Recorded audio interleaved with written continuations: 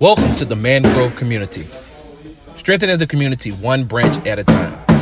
For more information about the community or how to volunteer, please visit mangrovecommunity.org.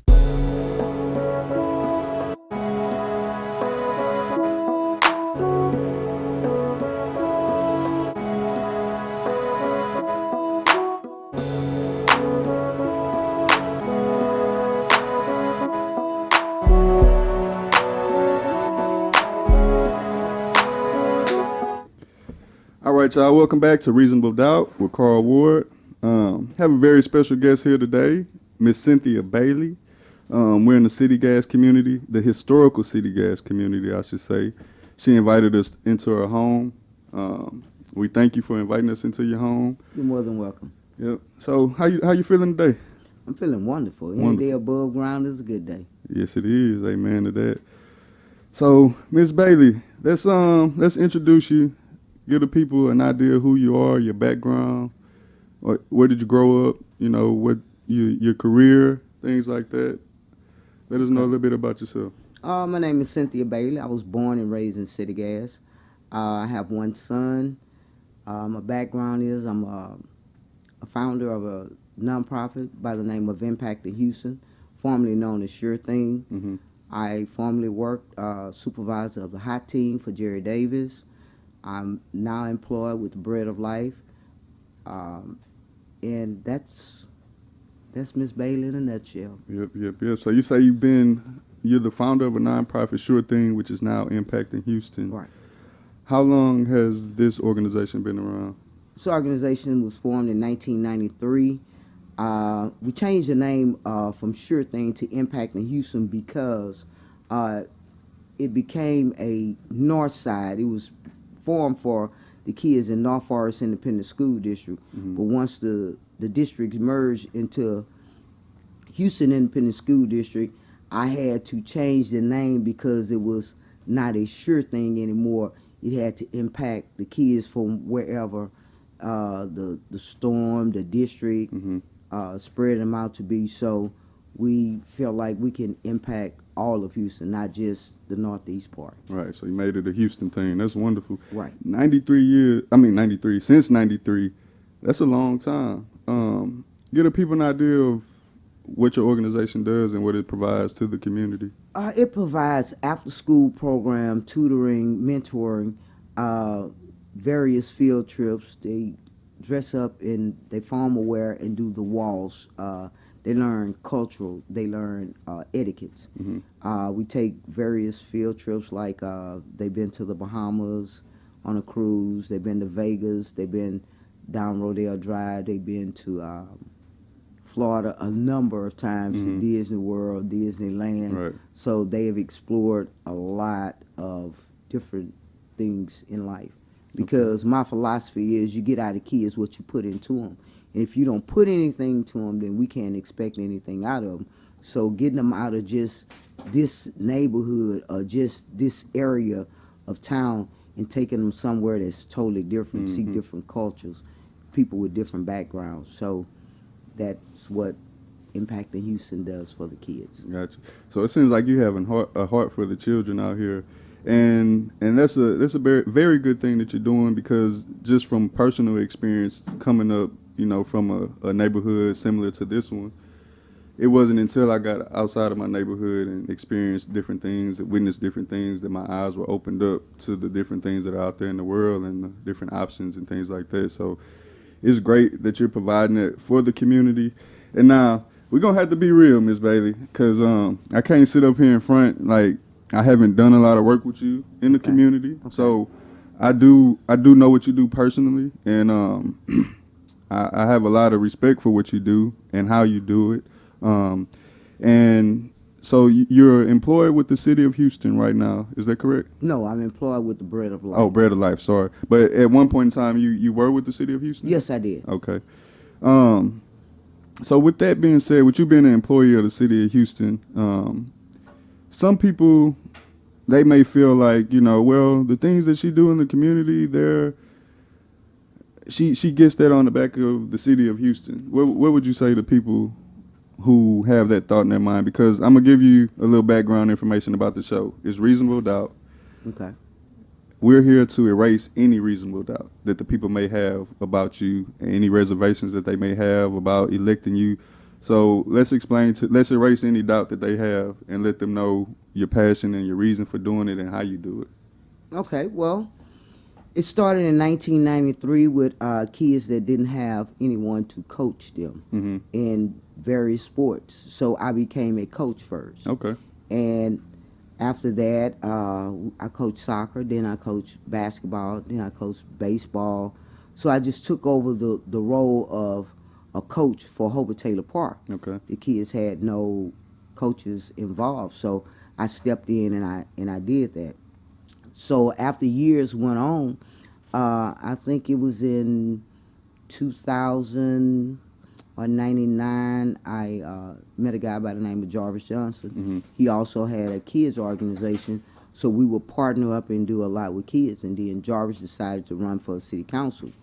And whatever the organization needed as far as snacks or different resources to the Dare Plus, the Dare thing, it was, he made it available to the kids. I don't think that my affiliation with just one individual changed and blew the organization up. No, it was a collaboration of knowing different elected officials and inviting them out to see what it is that we're doing in the Northeast community. So it led to bringing out different people.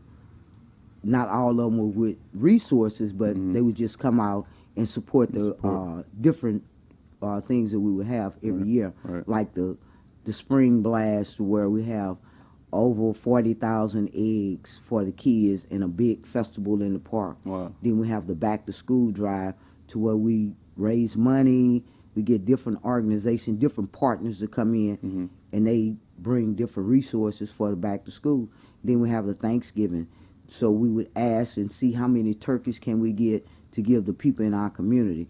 Then we have a Christmas thing, to where we would do a toy drive and give the kids in the community toys and things. So no, I don't think it's because my affiliation with the city, and I only been employed for the city for 2 years. Oh, wow. And you've been doing the sure thing Since now, 93. impacting Houston since 93. So that speaks a lot. And it seems like if you do get into office, that it seems like the children are covered for sure. So what plans do you have for the young adults, the teenagers, and even the senior citizens in the community? Do you have any plans or ideas how we can cater to those people in the community? Yeah, well, the seniors also interact with seniors at Hobart Taylor, at Titwell Park, and whatever their needs are. If I can, I would bring whatever resources I have to them and let them enjoy it. But the main thing is our neighborhood needs to be cleaned up. And I feel like with me as city council, as me as a former hot team supervisor, I know the area very well. I know where to go and pick up the trash. I know how to create partnerships with different people to ask them to help me to allow, and then to employ some of the people in the community. There are people out here that have a tractor, a backhoe, lawnmowers, weed eaters. So why not employ the people in your own community to do their own cleanup, and then we'll make this city a better place to live. In District B, for example, I'm looking at different areas have different needs. In Settegast, some of our streets have sidewalks, some of them don't. We need simple things, the little things that makes it work, because you also have to start from the bottom to the top. You can't start from the top to the bottom. The only way that you can have anything done in your community is we work together as a community, as a one. We are one. So we start by cleaning it up, then we start employing the people in the district, and then we'll have a better quality of life, and let the young adults feel like they're part of something by helping them to get into affordable homes. It is a beautiful thing to own your own and not pay rent for 20 years. Right. So that's what I would bring to the table. And the seniors, yeah, I love them. You know, they are the people who give the wisdom Right. in our district. Right. So I will collaborate with them and see what they need, how we can, you know, change things to make them safer. Right. And if I win city council, this is a promise that I can make. For the first 5 months, I want to put 100 ring doorbells at senior houses that they can see what's going on that street. So if you put 3 on each street, then people who's illegal dumping, we can see it.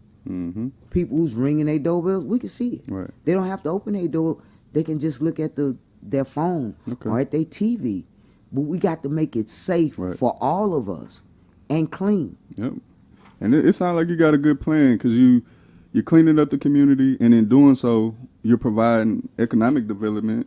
We're doing so with employing the people within the community.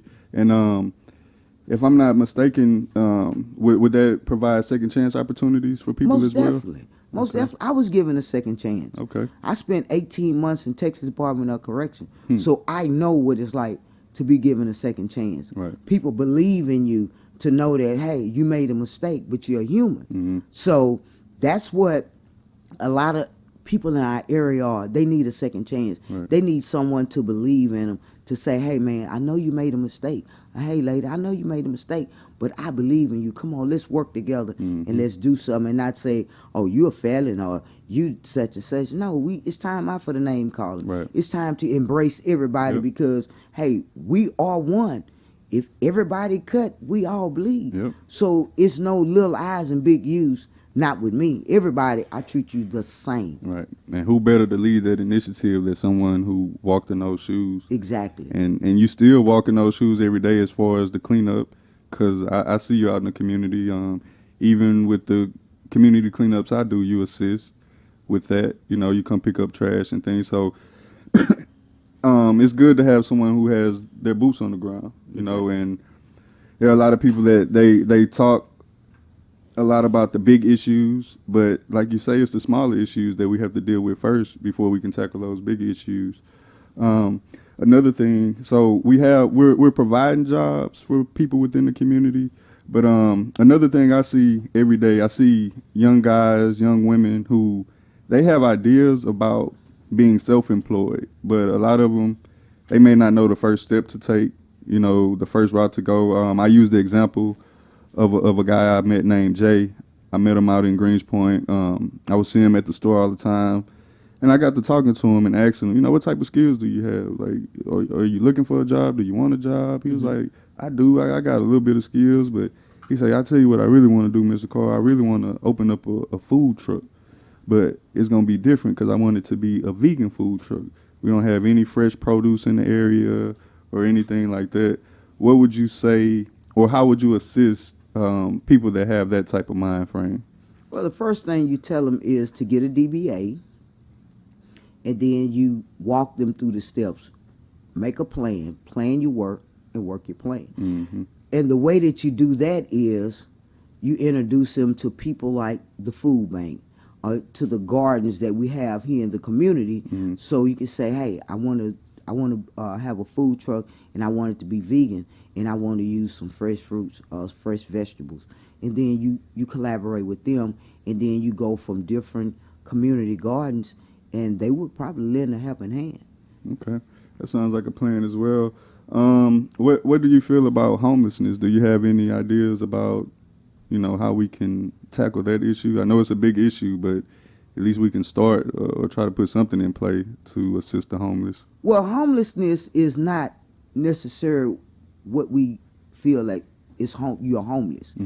A lot of them are homeless by choice because there are places that they can go.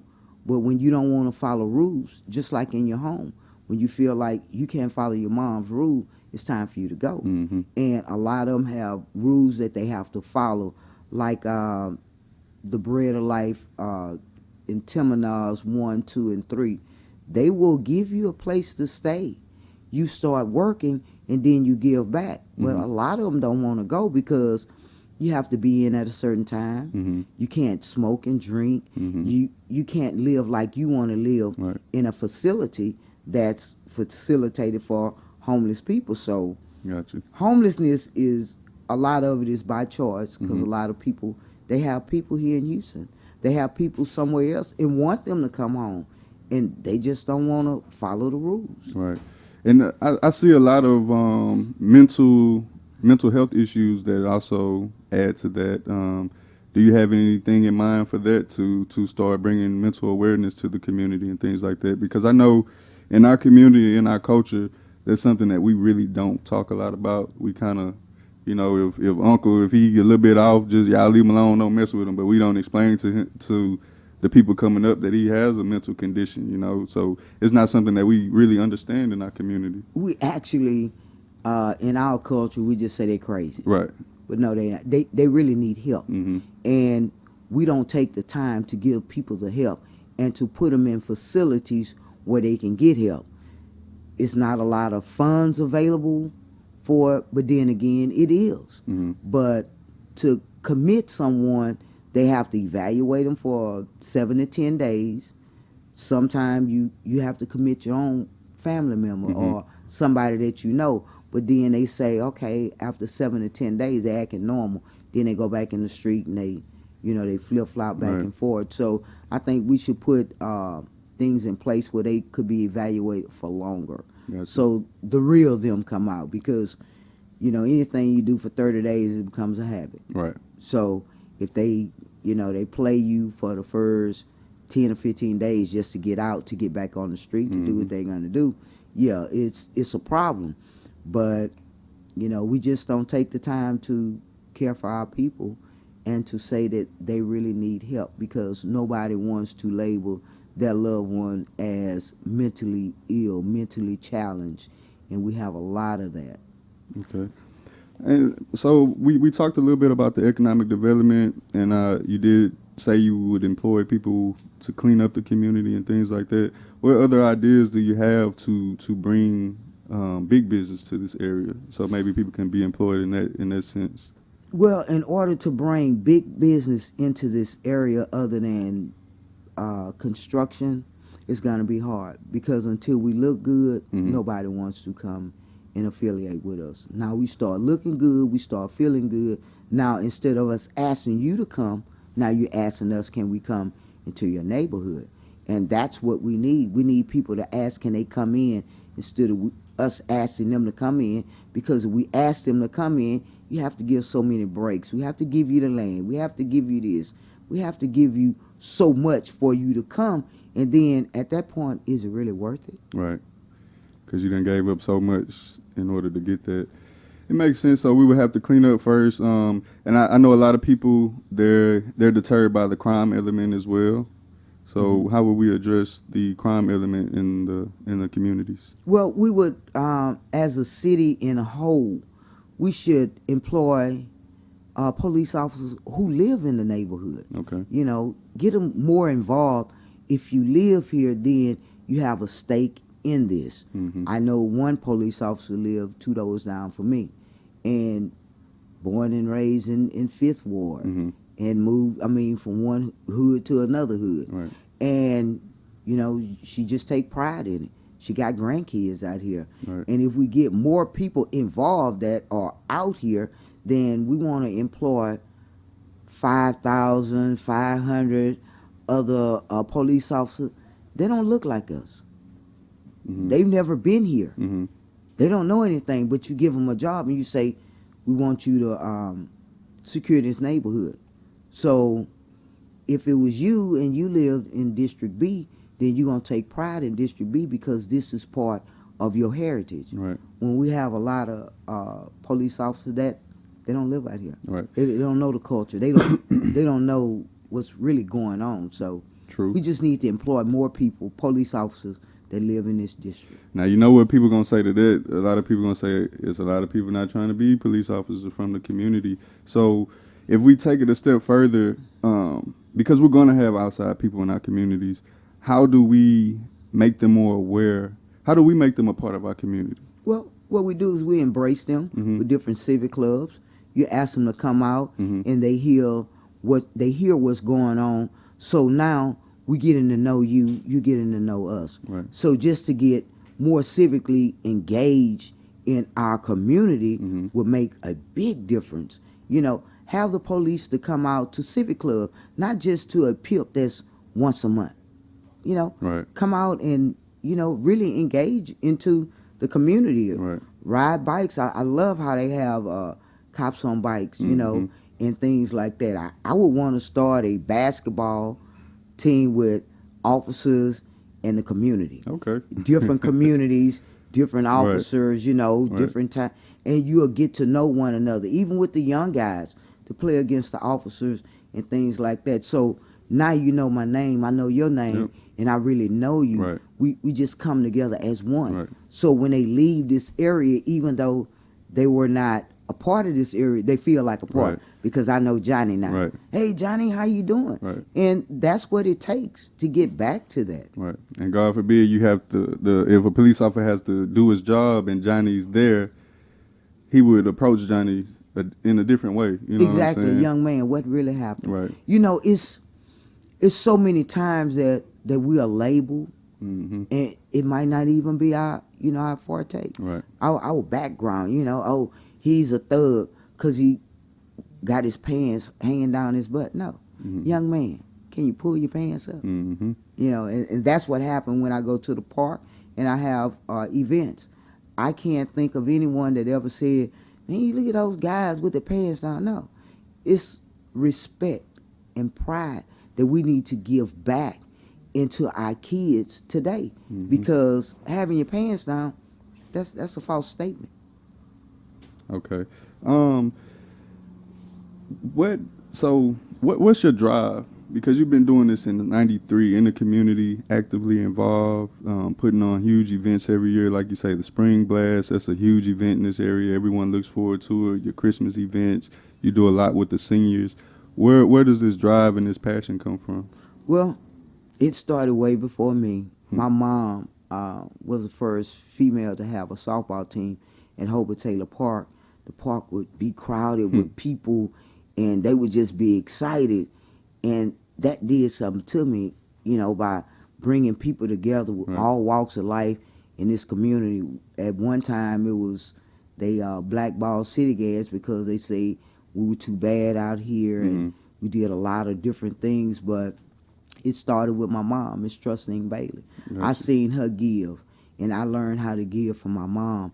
And everybody say, well, you took it a little further, because I started taking kids on trips, you know. But as time go on, people change. Different things that are needed. Back then, I mean, to go to Astroworld was the highlight of my life. Right. But now it's to take a kid to Disney, which is, you know, states over. So it's like you have to give and to see that people appreciate it. Right. And that's what motivates me more to give. When I send 10 seniors to my timeshare in Conroe for them to spend a whole week, and I'm like, hey, this week is on me. Y'all go down there and have a good time. They go and they fish and they just relax. So giving is not something that it just happened.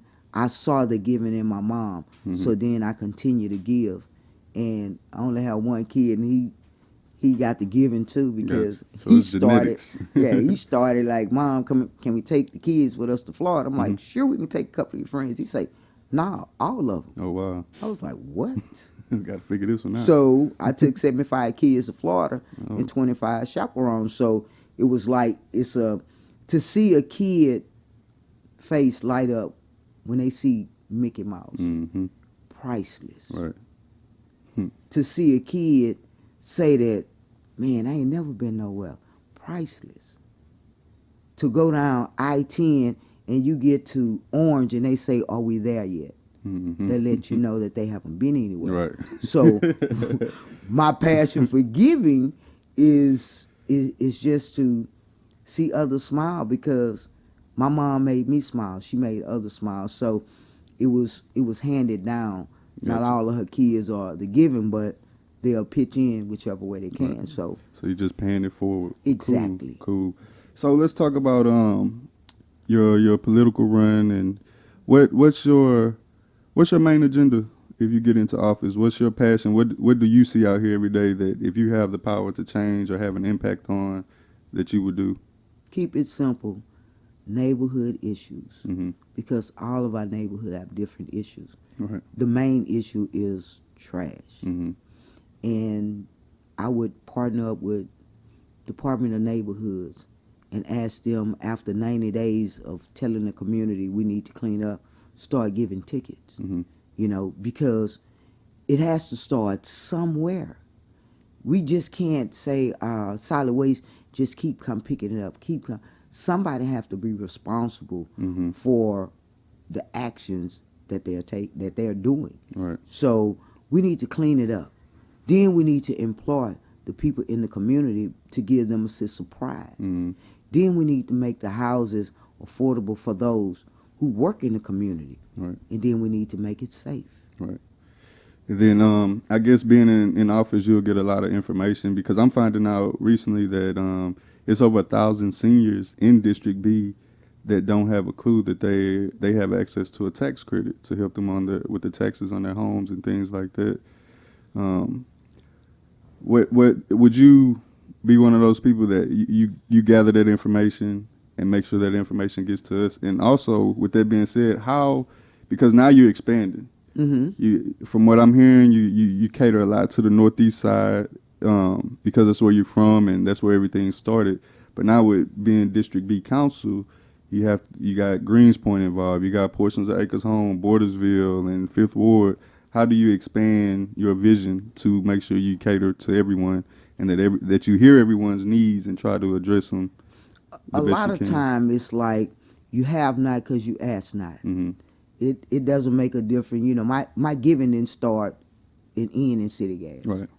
Anybody who had anything or wanted anything of Miss Bailey, Mm-hmm. just ask. I'm here for the asking. So to become council, yes, I would spread the information via email, text, or walking door to door, putting flyers, letting them understand. But all of the seniors that we have in our district, it's unfortunately that a lot of them don't have kids, or the kids they do have, they live elsewhere. Right. You know, to assist the seniors. So I would take an assessment of those seniors that we have, those who don't have anyone to help them, and I will form a team, other people in the community. Right. Hey, can you go check on Miss, whatever her name is, or Mr. Such and Such, to get everybody involved so you'll know if something happened to your neighbor that you haven't seen. Right. I got somebody to call and say, I haven't seen Miss Smith in a long time. Can we go over there and check on her? So then we call 311, 911 and ask them, hey, can we get a security check? Mm-hmm. Call the sheriff department. They would come by and do a knock and check. Right. Yeah, that's definitely needed, because we have a lot of seniors that they're alone in their homes and we don't even know it. Because like you say, the children are gone. They may hardly check up on them. You have seniors sitting in homes with no food. But like you say, they have not because they ask not. So we do have to be a little bit more proactive with making sure they're taken care of. Well, that's wonderful. So tell us a little bit more about the Bread of Life, because that's an interesting organization that you're a part of. What do they do and provide to the community? They provide different resources, reentry program, senior program, where they come and they get food every Wednesday for the community. For the homeless, when it's cold, we give them blankets. If they need food, we'll feed them. It's just an overall giving process. People helping people reach out and touch. And I think that was probably one of the best things that I could have done after leaving the city, is to go work for the Bread of Life, simply because it's another entity of giving, something I like to do. Right, lines up with your passion. Mm-hmm. Cool. So how do is there anything you have going on coming up in the near future that you want to make people aware of? I have a back to school giveaway August the 23rd, if I'm not mistaken. I haven't, that's the tentatively date, Okay. but until I make the flyer. Yeah, it's gonna be in August. It's gonna be at A.G. Hillier Elementary School Okay. in the Lakewood area. It's gonna be open for all of the kids in District B to come out, and whatever resources we have, we're more than happy to give it to them. Okay. And with that, with the Bread of Life, because the District B is known for having food deserts all throughout the district. How do we draw attention to that and combat that issue? Because a lot of people, they're going to get groceries, and you only can get so much out of Family Dollar and places like that. We don't have a real grocery store for them to go to. If they do, it's miles away from their home, and it's hard for them to get to it. How do we address that issue? Well, we have neighborhood stores. We have a couple of nice stores in the community. Mm-hmm. And then you also have to think about a lot of the seniors are on fixed income. Mm-hmm. They have, what is that, neighborhood centers?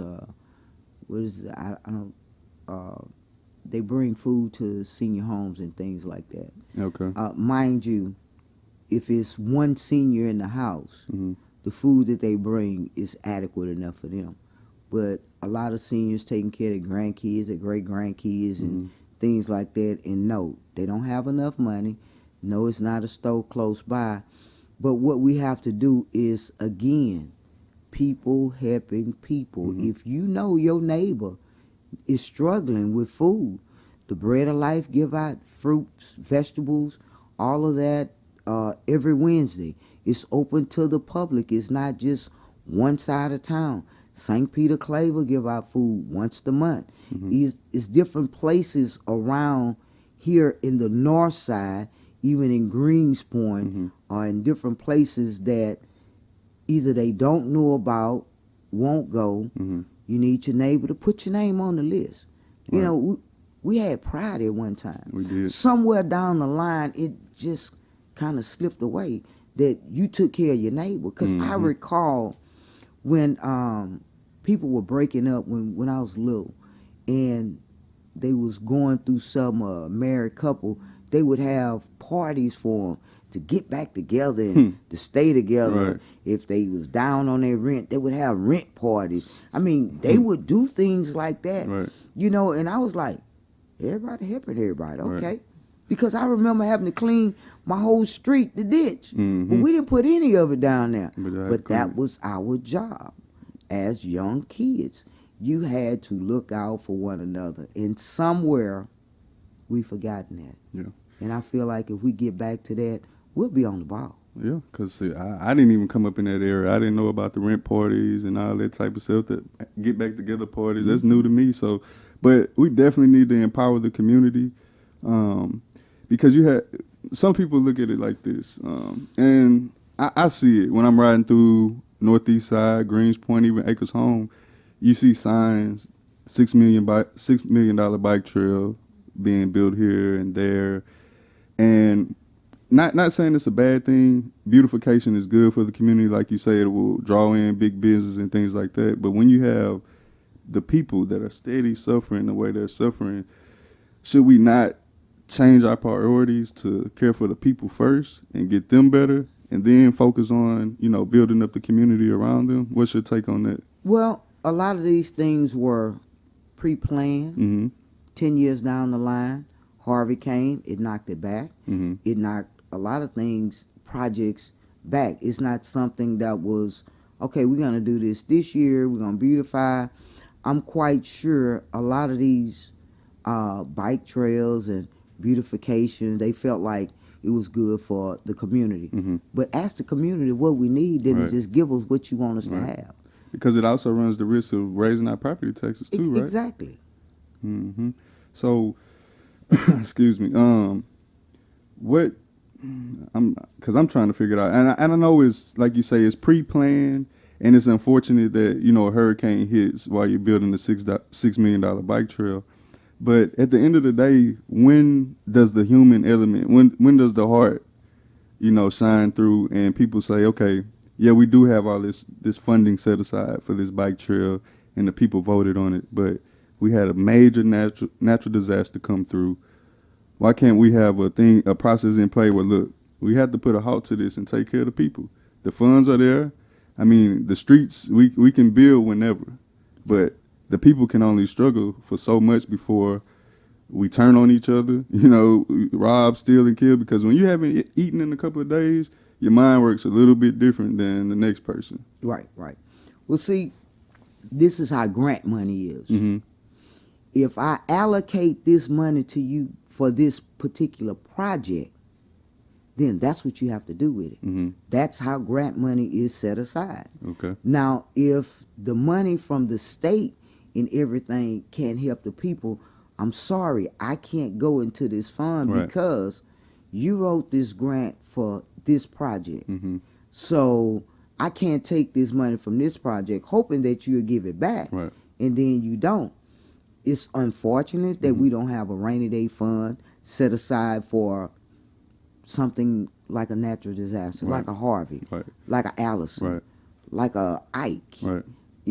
When you have 2 years, 3 years, 4 years, back to back to back, Mm-hmm. before you can clean up one, here comes another Yep. one. So you're not financially stable to just, if you keep going into your savings, then when it come time for doing what you need to do, what do you have? You have nothing. Right. So when they allocate certain funds for certain projects, Mm-hmm. it goes beyond the city level Mm-hmm. to ask, can we use this money? Right. I got you. And so when it's allocated, that's what you have to do. Mm-hmm. I understand the bike trail was something we didn't need, but post Harvey, it probably was something else that was planned to be done before Harvey came along that would go hand in hand with this bike trail. Right. But Harvey hit, houses went under, people were misplaced, displaced. Mm-hmm. So now this bike trail, here this money is, we done pushed it back long enough, so if you don't use it, you lose it. Right. So they had to put certain things in place. Like, for instance, they just rolled out a next 5-year complete neighborhood program. Mm-hmm. It didn't include but 2 areas in District B, Right. which is Cashmere Garden and Acres Home. Mm-hmm. Everything else is District K and another district, but I'm coming in the council and have to deal with that. Yeah. And you touched on it too. A lot of people don't know or they don't ask because those 2 neighborhoods you mentioned, Cashmere and Acres Home, they have people that are really, really advocating for those areas Exactly. on a day-to-day basis. So how will we educate people or get them more involved on the political level and not necessarily just voting people into office, but voting on the bonds, on where the money is spent and things like that? You don't have to be political. You just have to have a passion and care. Mm-hmm. That's so many times they figure, I need to be political savvy. Why? I have a heart. I don't Right. have to be a politician to help a kid to go to college. Right. I've helped thousands of kids to go to college. Matter of fact, I took them to college while their parents was at home. Mm-hmm. I'm not a politician then. Right. It's not the politician part. It's the part that you need somebody who care, who nurture, who know about giving. Mm-hmm. Unconditional love Right. for your neighborhood, for your district. So, giving is what we need. Somebody who know how to give, Mm-hmm. when to give, and when to say no. Right. And then, like you say, the people have to be passionate about it. Exactly. Instead of, just fussing about what's not going on in their community. We need to start hearing what you're doing in your community. 70% of the people that complain don't vote. Hmm. And if they don't vote, they don't go to civic club meetings. Right. They sit home and they complain. They didn't do this, but what did you do? If your trash can is turned over on your street and the trash man go on, what you gonna do, call the city and complain? But your grandson is laying up there in the bed and you don't want to wake him up. No, son, get up, baby. It was a mishaps. The guy dumped the garbage, some came out. Can you come and put it up and put it back in the yard? Mm-hmm. But Yeah. instead, we want to complain. Yeah. They have knocked mines over. I say, hey, he said, oh, we sorry.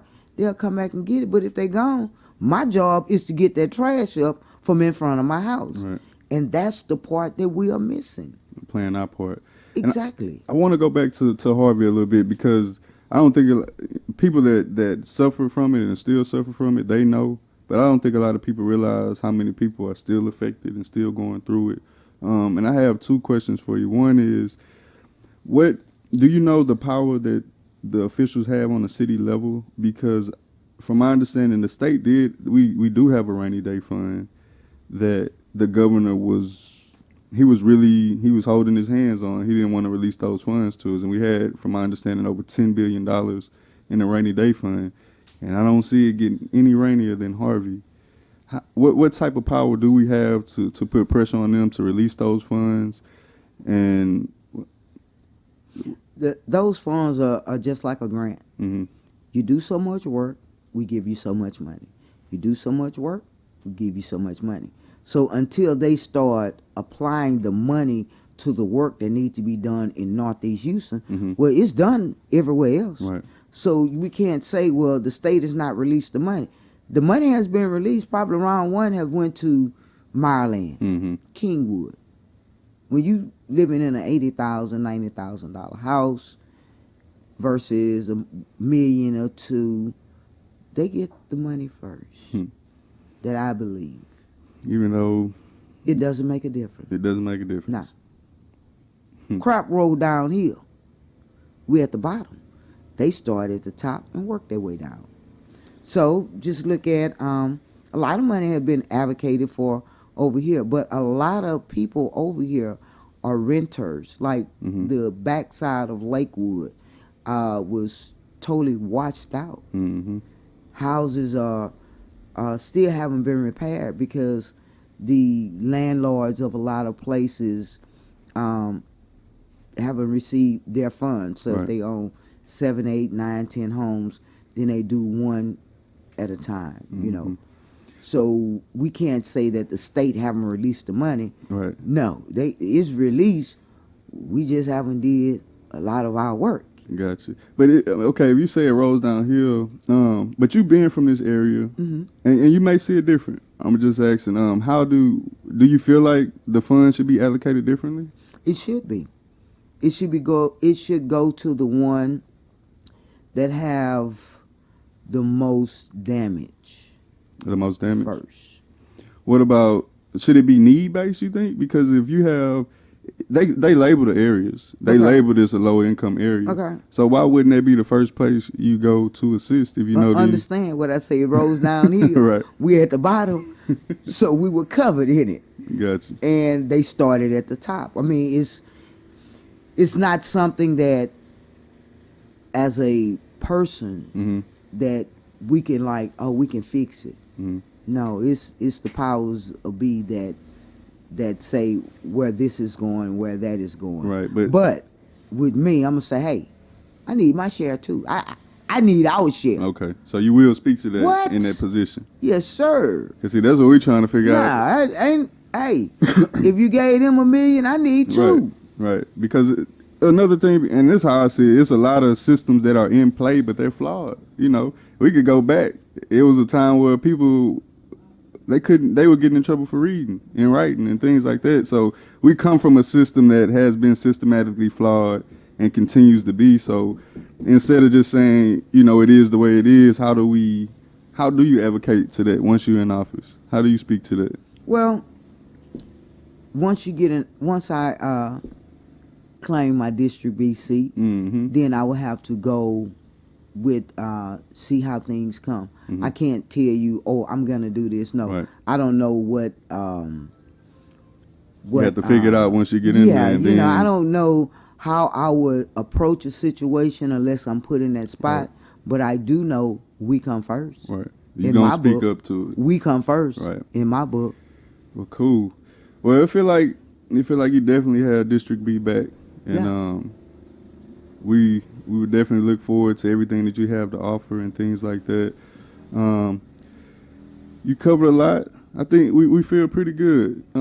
Before we go, and I'm asking all the candidates this, let us know 3 of your favorite local spots in the area. 3 of my local spots in this area. Yeah, local businesses in District B. Triple J's, Okay. Burns Barbecue, Uh-oh. and Chicken Plus. Okay. There we go. You heard it first. Triple J's, Chicken Plus, and Burns Barbecue. If you haven't checked it out, you need to go try it. We got Triple J's off of Homestead, Burns and Acres Home, and Chicken Plus right off of Wayside over here in Settegast. So y'all check it out if you have a chance. Is there anything else you would like to let the people know while you have the opportunity? Cynthia Bailey would be your best choice for District B because of the care and compassion that I have for the district. I love to serve, and I want to serve everyone. With the budget or anything, I feel like I would be fair to each area. Mm-hmm. But mind you, charity begins at home. Until we can clean up around our door, let's not talk about our neighbors. Thank you, and I love you. Yep, we appreciate you. Thank you for having us in your home. All right, thank you.